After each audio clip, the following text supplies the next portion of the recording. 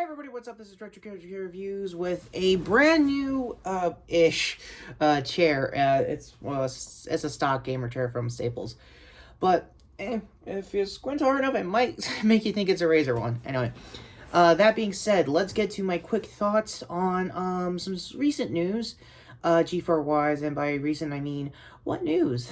Yeah, it's the Froska clip. Long story short, I totally stand whatever the hell she said, and long story short, screw the trolls. That being said, let's get to the real meat and potatoes of today's review. Is my first thoughts, the first 3 episodes of the book of Boba Fett. Before we get to that, also, as far as housekeeping goes, my quick thoughts on mainly the new Nerf premium line for said Boba's blaster in the new series. The good news with the specs is that it has like I think a Moonshine kind of clip design. The only way I could kind of probably describe, I guess, the size of it is this Leonard shotgun. For those in the old school Nerf community already knows that this is probably one of the oldest direct prime plungers in knockoff range for like the last almost like decade now. So yeah, it's about this size. I think that's what it is. Drac already did a quick video explaining the situation there. It's because it's in the limited release line. I'm gonna take a walk guess it's gonna be like another 100 plus bucks, and since this is also a Star Wars tax, that also means it's probably going to take forever to be delayed to death, like the Mandalorian blaster that came out last year. So don't expect me to review it. Expect the usual suspects of Nerf channels that will also be doing quick reviews of it. So that's kind of where I stand there. That being said, with the, I guess, bounty hunting shot out of the way, my first thoughts of these 3 episodes was really good. I'm coming off of recency bias for the 3rd episode. So, also speaking of Card 2, I guess, kind of funny they brought back screencast. It looks really good. Andy Carboni is being a little too much of a Star Wars fan than usual, but in the cool kind of way. So yeah, Robert Rodriguez is showrunning and directing most of these episodes. I legitimately forgot the actor's name from the prequels, who was Jango, now Boba. He looks great. Armor-wise, it's kind of what you saw in Mandalorian Season 2. Go to my previous review there, in case you guys want a refresher. It looks good. There's a little... The first 2 episodes was a little too flashback heavy to why he was with the Tuskens and all that stuff. Personally, I think it's good. His little character growing to see what he was doing in between the movies, and in this case, in between the seasons of Mandalorian. Also, spoilers for the first episode. It's been long enough. They really get you straight into it with the Sarlacc pit. They show you exactly how it gets out. But due to the timing, my sporadic spoilers, you'll see it yourself. It's pretty quick, cut and dry, so it's not really crazy there.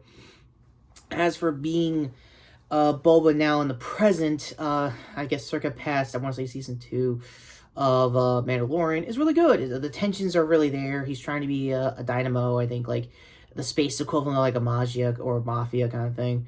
I know Spider-Man influences have kind of came in here. Yeah, this review will be coming out soon later this week. Already prepping the photos now as of this recording, so hopefully I got everything right. Also, if you don't have any time to wait to see how cool this thing's going to be in action, figures-wise, go to my short. It was very AH inspired, so sorry for that, Ants, and New York inspired, so in case you aren't a New Yorker, that's kind of my vibe. Yeah, overall, for the first 2 episodes is really good, sets the groundwork up. Not a lot of action. You do get more of it in the 3rd episode, which a lot of anti-Star Wars fans are like, oh, so they finally turned the Power Rangers. Like, no, buddy. He turned it into Alita Battle Ranger. Long story short, I did like the movie. I did watch it when it was new, and reviewed it when it was new, Card 2. That being said, yeah, I kind of want to see Alita too.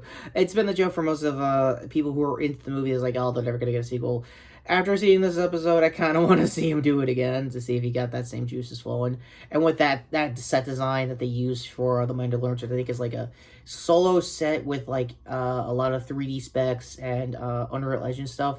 I might have talked about it in my previous reviews of Mandalorian, so videos down below in case I don't have time for cards.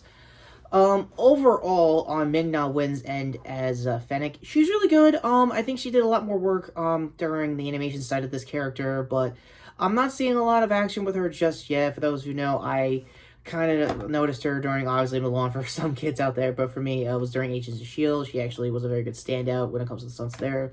They'll definitely dedicate an episode to her. It's a little bit of if, not when. I don't know. Or vice versa. Yeah, I didn't know the crazy Chewbacca fight they had. It was a I think a character from like the Dr. Alpha comic series, if I got the name right. And most of the flashback episodes throughout the series is him in the BAFTA tank, just trying to heal from his wounds for being in the Sarlacc for so goddamn long.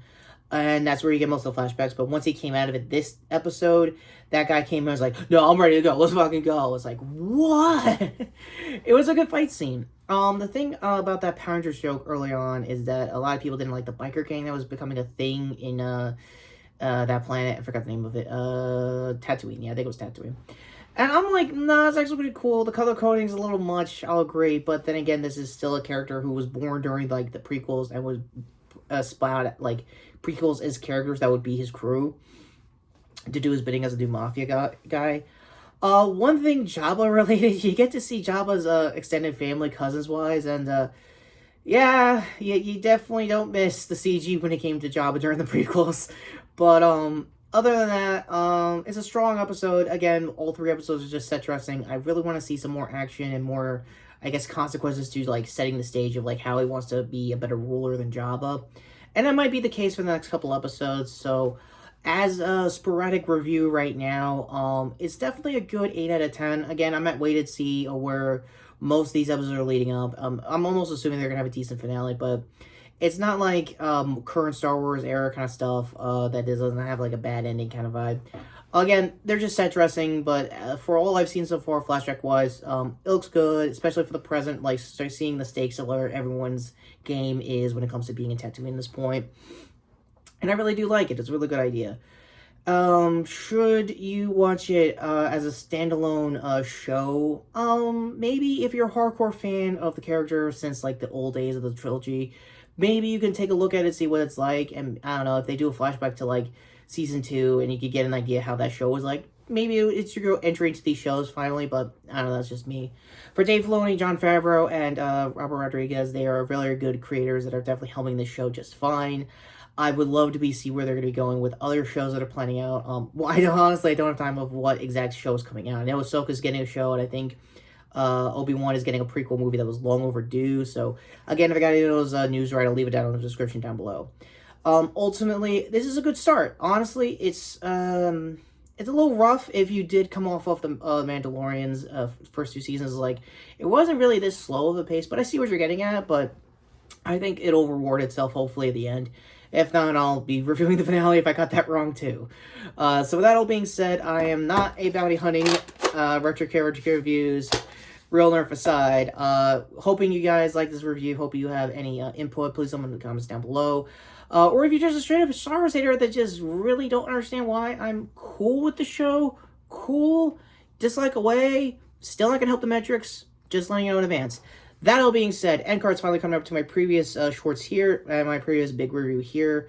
I think it was doing my What If Marvel Legends Captain Carter, speaking of stuff these guys don't like, shirt here to sub to the channel, and I guess hit the notification bell down below if you want a build video for this, because I already pre-built this before recording, and I'm going to tell you right now, it was pretty frustrating, but not as much of a learning curve as I thought it was going to be. So that all being said, I'm Retro, and yeah, he is Boba Fett, and honestly, it's a not bad start. Just saying.